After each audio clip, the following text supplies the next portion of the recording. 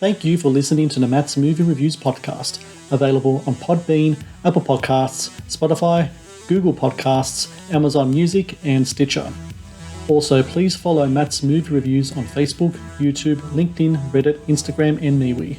And of course, be sure to visit mattsmoviereviews.net for the latest reviews, top 10 lists, and more. Now, on to the show.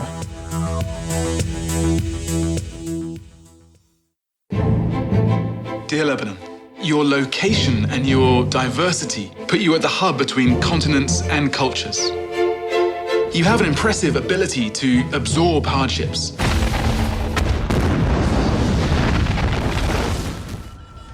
Yet you rarely confront the causes of them. Who the hell is responsible? I still can't get the images out of my head. The explosion took me reeling back to the days of civil war. At the end of the war, the warlords were given promises of public money. We have the same politicians, the same ones killed. They're still here, which is like, what? You have so much vested interests in the system, which led us to this very tragic situation. لماذا لم تبادر هيدي المواد المتفجرة? And why didn't the president do anything about it? I don't know.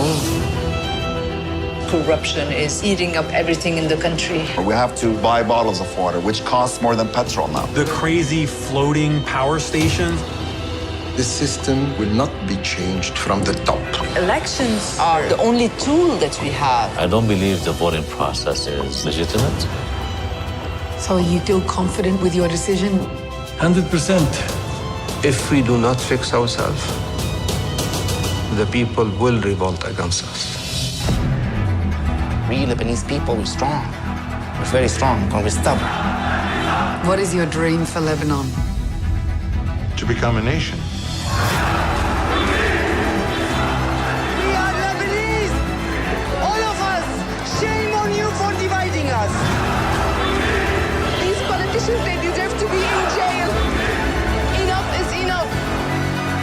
Dear Lebanon, you're too important to let fail. We believe in the idea of Lebanon. The thing is, Lebanon, do you still believe in that idea? This is a question only you can answer.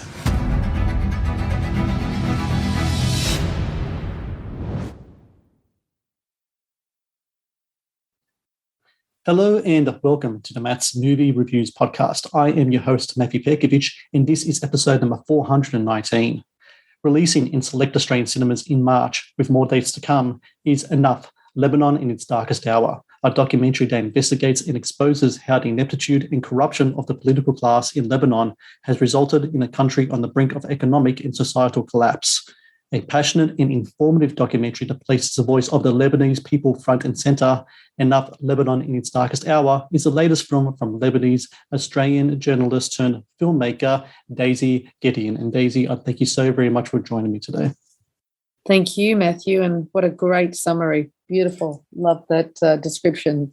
Well, thank you very much. Coming from yourself as a seasoned journalist, I really do appreciate that very much. When watching the film begins with the Beirut port explosion of 2020. However, that isn't necessarily the catalyst for this movie because, as shown throughout the documentary, you were in Lebanon and around the globe, in fact, interviewing people 2017, 2018. It has been a long slog up to the release date. I think it was late last year when people in Australia saw it, and you had a festival run before that. I know that back in 1996, you released Lebanon in Prison Splendor, and our film was very much about reclaiming your roots. To me, this film is your doing your part to be an advocate for the people. And I think the key word that I wrote down in my notes repeatedly was potential. The potential for Lebanon to be, something. I don't want to be insulting when I say it, but something greater than it is at the moment in regards to its governance. Is that something that really pushed you to want to make this follow-up documentary to what you did back in 1996? All I can say again is thank you, Matthew, for taking such a serious interest in the whole story. And not a superficial glance. You've actually really gotten absorbed into both those stories and journeys. So I'm very grateful because you've, provided the right context for us to have this conversation and for the viewers to know where it all came from. So I really want to commend you on that, because it's not every journalist or every presenter that does their homework. So bravo to you. Thank you. And you're absolutely right. Potential is everything. It screams.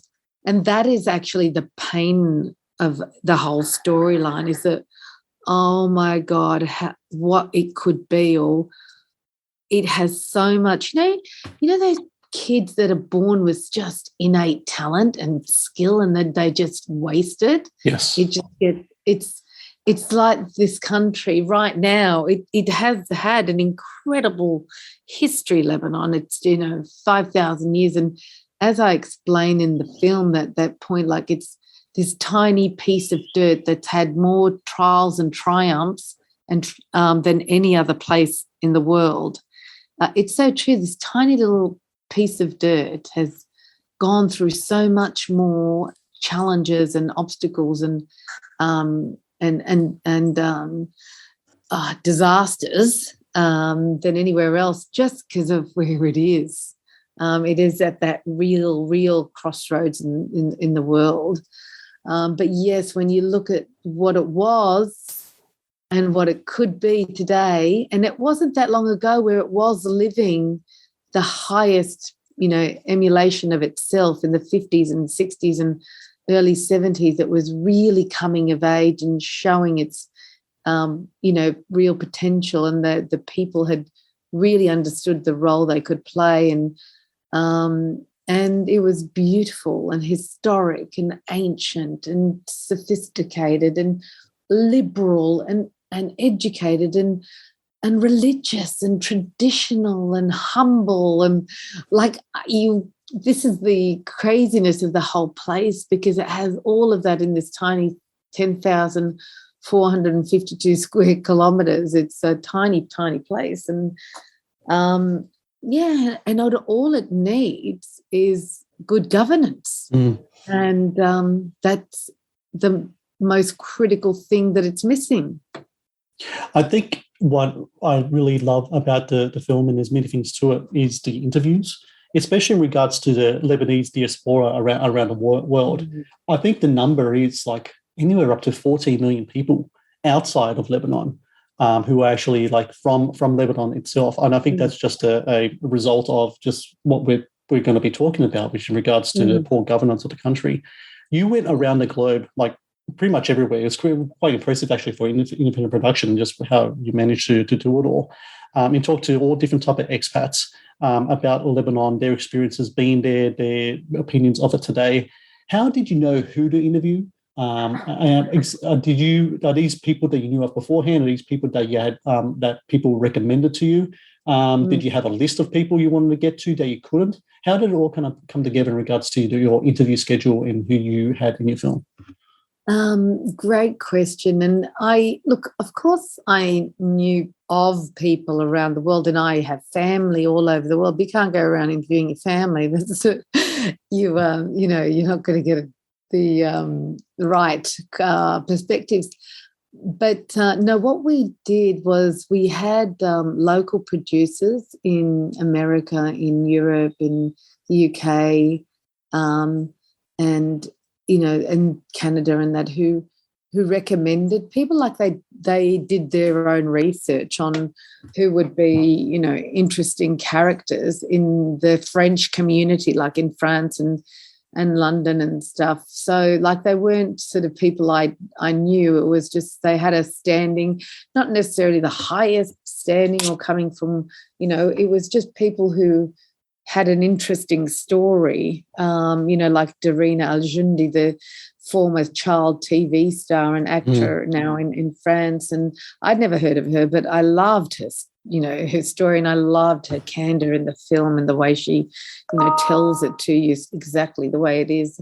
I apologize for that. I should turn off my notifications. It's okay. But that was really how we did it. I really relied on producers in different cities to come back to us with different recommendations. And it was wonderful that way, because I got exposed to more interesting characters and people in America too, like all over America, who I hadn't heard of, but I wasn't aware of. So it was great for me too, and to be able to have those conversations, and really all leading to the final 3 questions that I asked everyone, where you got really down to the nuts and bolts of it all. But yeah, that's how we did it. But it was really important to have conversations with the diaspora, because as you started and saying, there's so many outside, 14 to 16 million, we're not quite sure exactly how many, but far more Lebanese outside than there are inside. There's about 4.5 million Lebanese in Lebanon, but the population is probably around 6.2 million. But the other remainder is made up of refugees, Palestinian and Syrian refugees, who are counted as part of the population. And from that, I think it's like 1 million Syrian refugees, isn't there?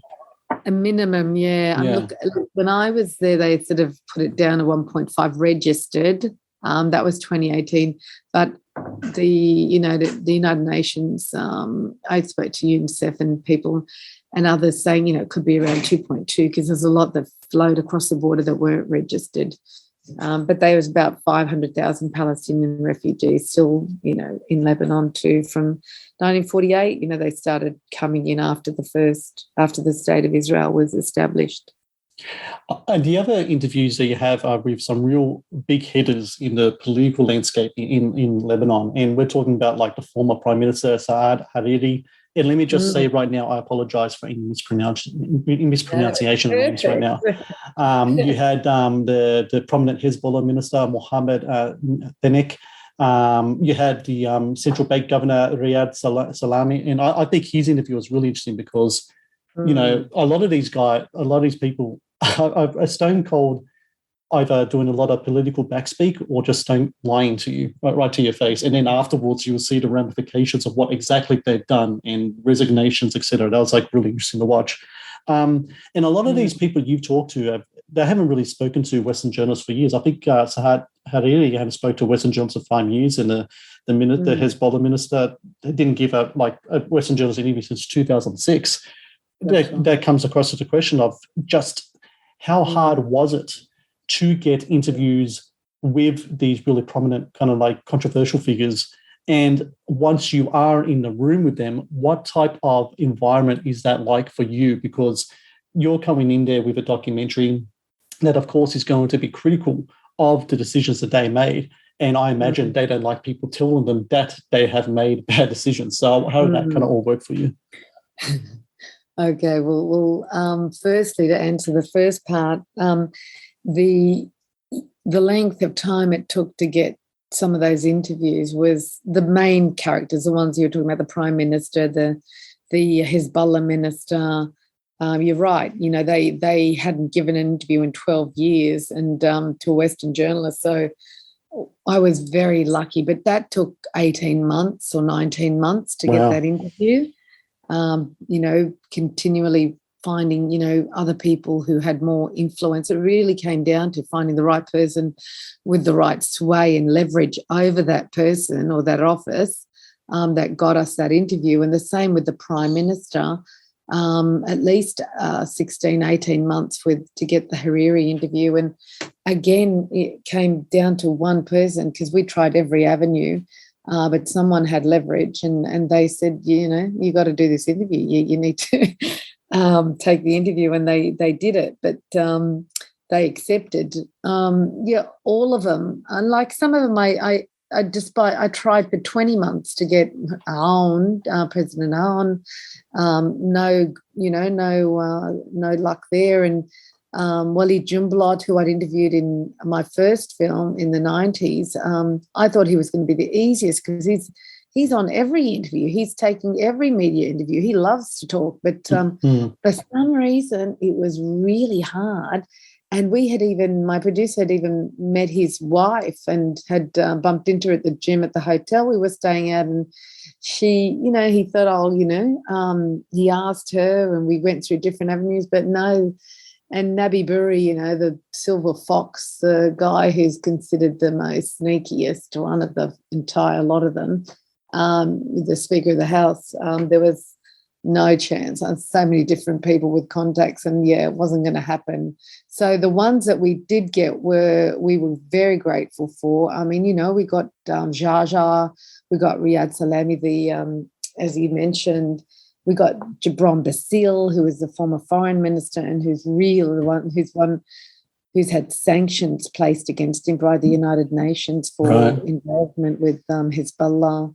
So it was, I always said to the crew, look, we will get the interviews we get. We must try and push and get all of the ones that we'd like, but those that are meant to be will be in the film, and that's all that we need to get, and I believe that. I'm very driven by faith, and that, I must try, but if it doesn't happen, it wasn't meant to happen. So, and I have, as you witnessed, I think more than enough evidence and facts that, I pulled the story together with a lot of research, countless hours of reviewing and researching to make sure the facts were correct, validation, because everything hangs on credibility, as you would know. Like, people aren't going to believe you if your story has holes in it or it doesn't sound credible. So getting World Bank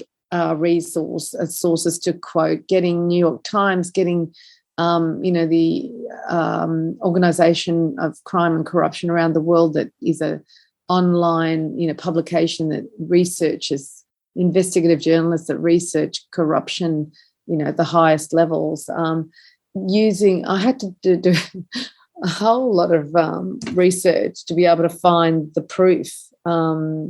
And I think that is the thing that's really stood me in good stead around the world with people when they watch it, because they see that I'm not trying to, as I hope you saw, that I'm not going after anybody. And as you started this conversation, I'm just an advocate for the people. That's my job. Is I'm just presenting their concerns and speaking on their behalf in those interviews, which leads us into part 2 of your question. Sorry, I talk so much. I have so much to say. But that second part of the question of how it was sitting in the room, where it happened, it was a responsibility, Matthew. When I sat across the desk or the room, or when I sat with them, the conversation, some of them were much easier than others, like the Minister for Justice, much easier to have that conversation than the Prime Minister, or Riyad Salami, or Mohammed Fnaish, the Hezbollah minister. But again, I didn't feel in any way fearful. I felt responsible that I had to take this opportunity to ask the question. And I genuinely wanted an answer. And I didn't go in there accusatory, blaming with a, sometimes it's like you go badger the interviewee. Mm-hmm. It's not a good interview technique, because then the defenses come up and they become more defensive in their responses. And I think that is one thing that really worked in my favor, because when they felt I was genuinely asking the question, and I'm sure you saw that in my interview with Saad Hariri, I was emotionally, genuinely asking and saying to him, this is how they feel. This is, we believe, this is, you saw his sort of flicker of the eyes in the, when I was basically accusing him of being corrupt, but didn't use those exact words, him and his posse, the group. And I think that is really critical to the energy during the conversation. So he actually only gave me half an hour to do that interview, for instance. And despite some of the hard questions that I went straight in with, because I didn't know how much time I was going to be given. So I started with those hard questions. When the time came up and his media advisor said the time is up, I asked him if we could continue, and he said, yes, let's continue. So I got an extra half an hour or so with him, which was excellent. So I got to ask him some more juicy questions. But, it was, I think, because he felt the genuineness of my questioning, not the attacking. And I think that's really the way it was with most of them. I didn't walk out of there with any antagonism or feelings. It could have gone either way. Like for them, I think they honestly answered to the best of their ability, and they believed what they were saying. Mm-hmm. So when you said, later when you see, okay, they said that, but then you see the facts afterwards that I present, what can you do? I'm not trying to attack them. I'm just presenting facts, and that's my job, is to find the truth. So I think that kind of approach that you have towards your interview technique comes from all the decades you had as a seasoned reporter and a journalist, because I think that's the best approach that works. It really does. And I'd imagine, though, that the interviews that you will have will say kind of like Sahad Hariri will be different to, say, someone who you'll talk to who is actually living in Lebanon, dealing with all these kind of situations. There'll be a different kind of tactical approach in that kind of interviews, wouldn't it? Yes, definitely. In the sense that, they don't have responsibility at the highest levels of governance. But what they do have, Matthew, is a responsibility for their life, because I'm not, I don't like playing the victim. I like people to realise how powerful we are as individuals. But I did have some challenging conversations, and sadly I couldn't put everything in the film, but I will be releasing small snippets and vignettes of stories over the next couple of years as this continues, because there's amazing chapters and little stories that didn't make it into the, they ended up on the cutting room floor. Look, we as people also are responsible for where we are and who governs us. As a democracy, Lebanon is a real democracy, and we really have the right to choose who our leaders are. But we have abstained, as you saw with the results in the 2018 elections, 51% didn't even vote. So if you're not even in the game and you don't even care to vote, then, you deserve everything you get, right? So that's where people, and that's, as you notice, part of the real message of this film is, but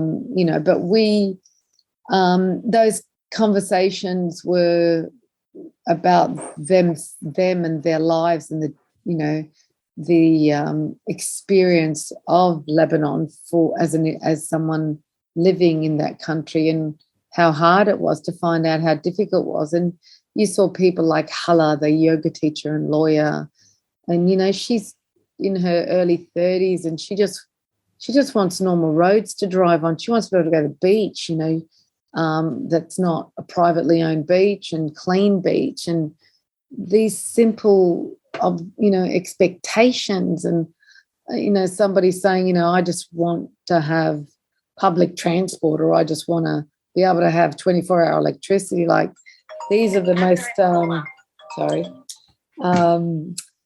these are the most basic needs that any government is expected to deliver to its citizens, and these are not and haven't been delivered for decades to the people. So it's how do you live a life of, we go back to that first question, the potential of an individual is compromised so significantly and is limited by the fact that they don't even have this basic needs, to be able to shelter, and safety and security is what every single human being on the earth require as basic needs. And it's from there that they flourish and thrive into their potential.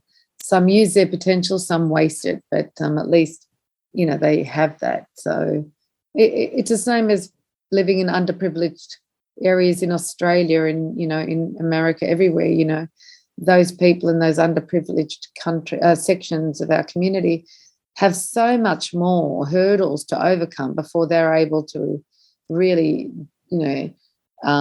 express themselves. And so, when someone from those communities does make it, it's a huge deal, It's amazing, those stories because of what they've had to overcome, The Matt's Movie Reviews podcast is brought to you by 80s Tees. 80s Tees is an online retailer of licensed t-shirts and pop culture gear from your favorite movies, TV shows, cartoons, video games, comic books, and musicians. Celebrate your inner 80s nerd and click on the link in the show notes below to get the raddest retro t-shirts delivered to your door. The Matt's Movie Reviews podcast is brought to you by Loot Crate. Founded in 2012, Loot Crate is the worldwide leader in fan subscription boxes. Loot Crate partners with industry leaders in entertainment, gaming, sports, and pop culture to deliver monthly themed crates, produce interactive experiences in digital content, and film original video productions. No matter what you geek out about, Loot Crate has a subscription box for you. To get your very own exclusive collectibles, apparel, and gear delivered to your door, be sure to click on the link in the show notes below. The Matt's Movie Reviews podcast is also brought to you by Vudu. Watch the latest movies and TV shows anytime, anywhere. No subscriptions, no contract. Enjoy stunning quality in up to 4K ultra high definition at home and download and watch on your mobile device as well. To rent and buy from over 100,000 titles or watch thousands of movies free with Vudu Movies on us, be sure to click on the link in the show notes below. Now, back to the show.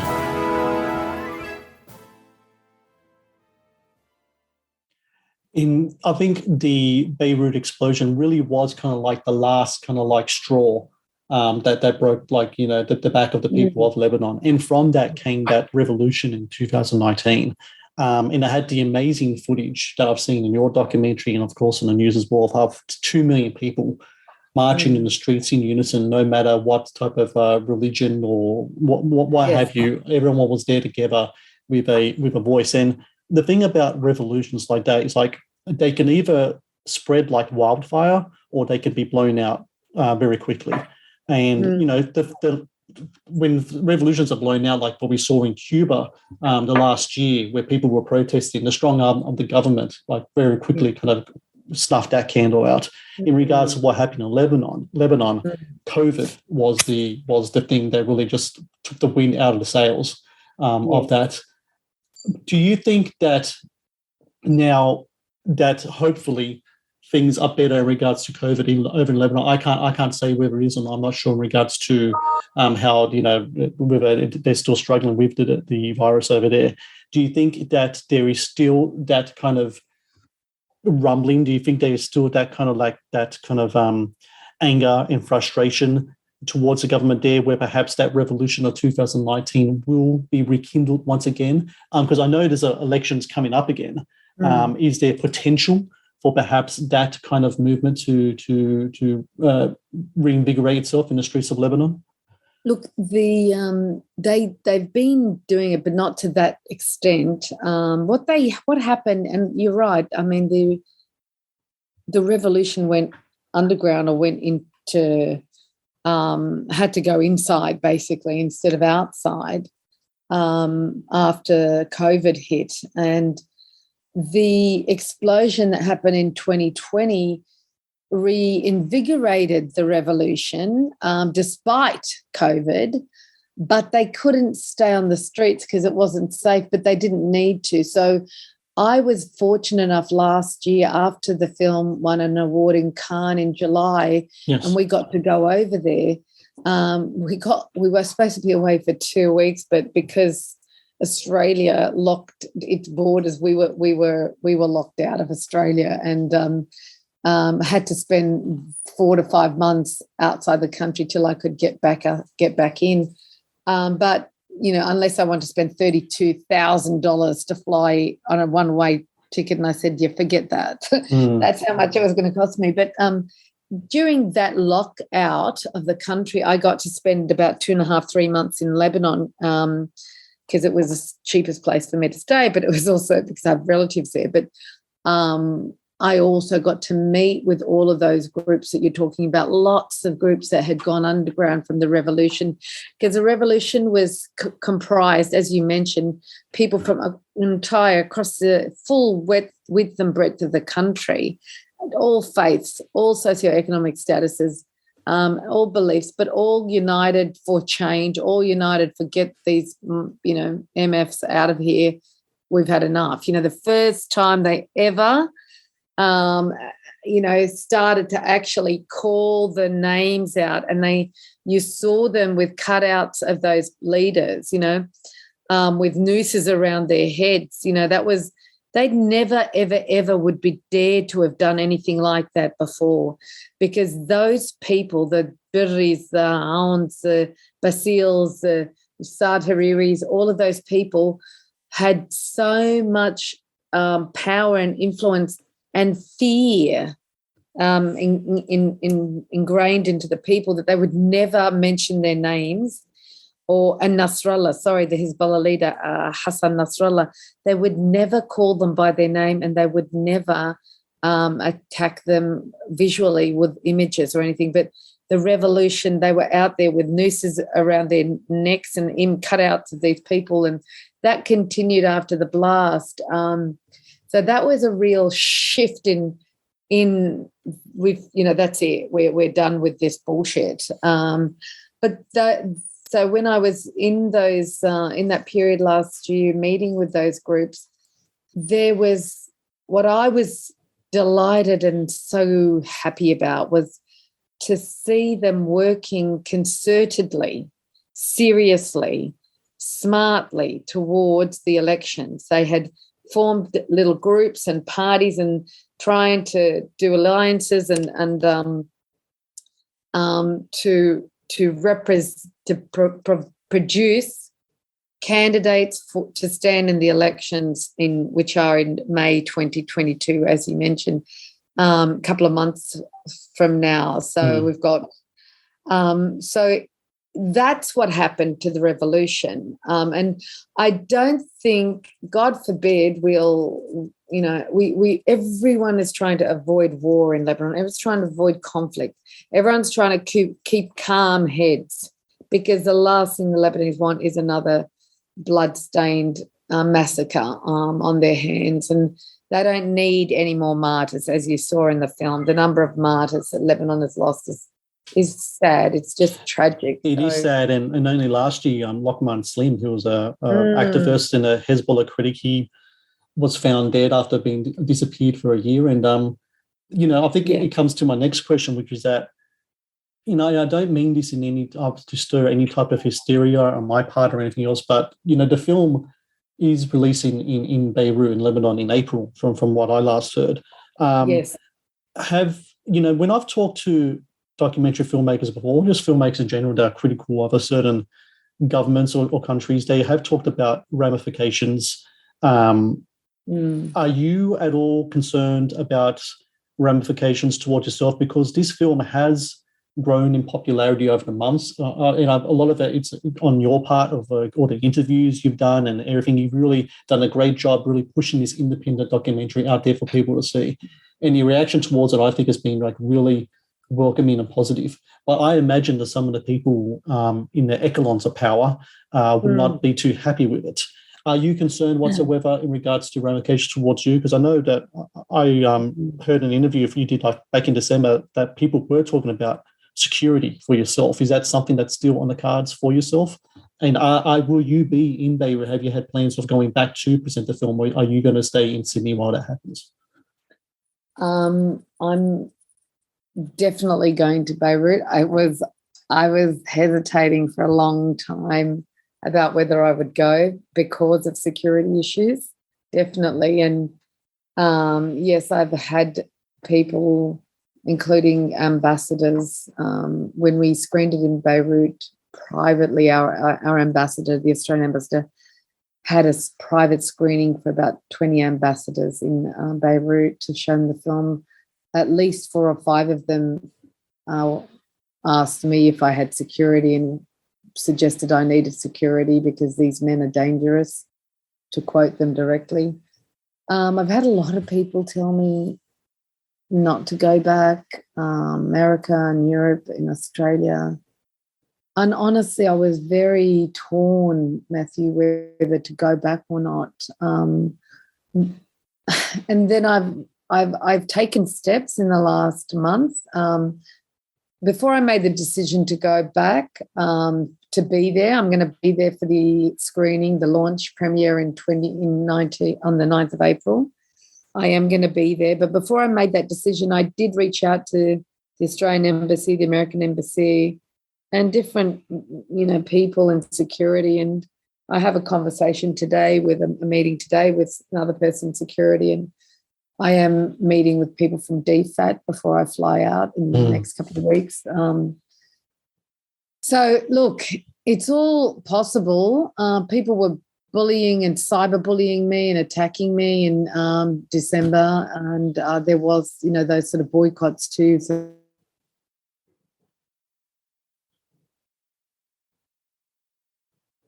sort of amongst the community who don't want this film to be seen by many Lebanese. They don't want those facts to be known by the general community because they want to keep us all, in the dark and easily, manipulated and exploited and being fed their propaganda.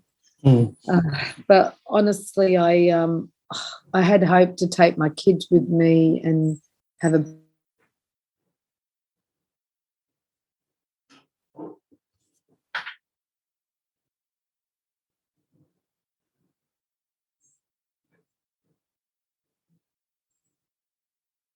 Hello, Daisy, you there? You've broken up there. Beautiful premiere in Lebanon, but they're not. I'll take them. Yeah? Can you hear me? Yes, I can hear you. Sorry. I just missed out on the last 20 seconds or so. I was just saying, I talking about my kids, that I had planned for my kids to come back to Lebanon with me for the premiere, but I decided that they shouldn't come back with me, that I'll take the risk for myself, but I won't put my kids in harm's way. So, but I definitely will be going to Lebanon. I leave on the 1st of April out of Australia, and I have people on the ground coordinating the launch in Lebanon, across Lebanon for me, and we hope that it'll re-inspire. What this film is doing is the more people watch it, the more people want to get up and go and vote. Yes. So what we're hoping is that we get to show this film across Lebanon and keep the cinema door open through the generosity of people in the diaspora, the immigrants outside who we're trying to get them to sponsor a ticket through our GoFundMe page, which I'll be grateful if I could send you the link to and you could post it with this podcast. But basically it's Global Watch Party in solidarity with Lebanon. And what we're doing is really because this film, when you watch it as a non-Lebanese, I'm sure you feel agitated and like, God, you've got to go and vote, guys. Like, I hope that's how it made you feel, like, of course you have to vote. But and that's what it's doing to Lebanese too. And we're trying to get them out of this rut of feeling like they have no voice. Their voice doesn't matter. And that's what this message, that really one of the central themes of the film, is to show them how powerful we are when we unite together and actually go and vote, and that they have got candidates to stand to vote for this time around, because a lot of those people that we're talking about, those revolutionary people, have formed parties that they can vote for and have got candidates standing in these elections that are coming up. So that's the real push of this launch in Lebanon, is to get the Lebanese to go to the cinemas and watch it for free. So again, because they have no money because of the economic collapse and the obviously they lost all their money in the banking crisis and collapse, and so we're trying to sponsor them. It's a $20 movie ticket, which includes popcorn, T-shirt, and drink and whatever, giving them an experience, a reason to get out to the movie. So, it's this is why I want to be there and stand with them. I'm standing in solidarity with them too, and I will be taking caution and getting security for me. So I'll do whatever I need to do to protect myself as well. But yes, definitely it's an issue, the security.